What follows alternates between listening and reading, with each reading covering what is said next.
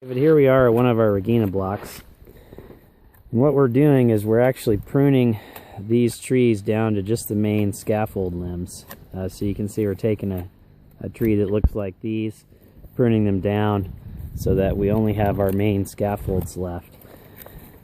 Then we go through and we treat each of the pruning cuts with a copper, spray of copper, and that's to prevent bacterial canker from infecting these cuts, these fresh cuts here. And then we're going back through. I'll go to some trees that we've done here, and when that copper dries after an hour or so, we're actually painting the wound with latex paint, and that's because we're very nervous about bacteria canker getting into these trees. It's a major problem in this variety and rootstock combination. So here's what we're talking about. We're talking about taking a tree. You know, there's all the branches that we've removed. You know, we've taken this tree down to essentially just the scaffold limbs, which are these limbs that run up, and then we've left stubs like these stubs here.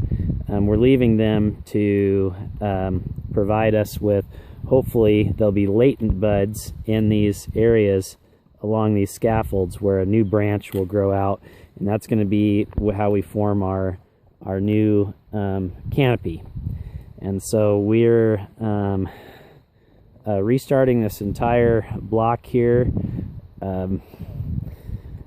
It's pretty sad, but essentially all of the spurs in this block were dead.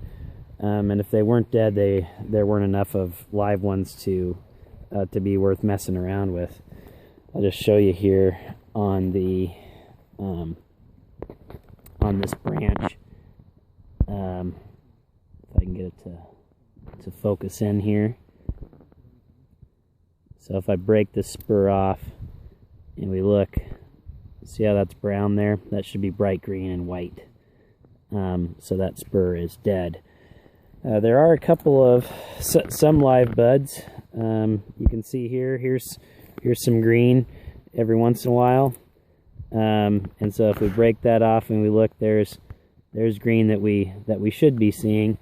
But if we go further down this branch and we look here, see these dead spurs, and if we break these off, that's green there, but see the buds are all are froze on there and dead. And here's one here at my fingers where we have some live and some dead. But the vast majority, 90% or so of the spurs were dead here, and so we're having to restart this orchard.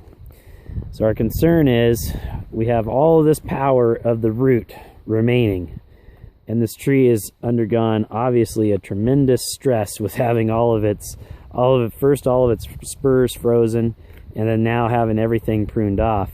And so the tendency of the tree is to blow out a great big canopy, which that's good. We want that. We want to regrow the canopy quickly. But the problem is the tree thinks it's in trouble and it's stressed, and so it ropes the cherries on those branches, and that's when we have the blindwood that I described.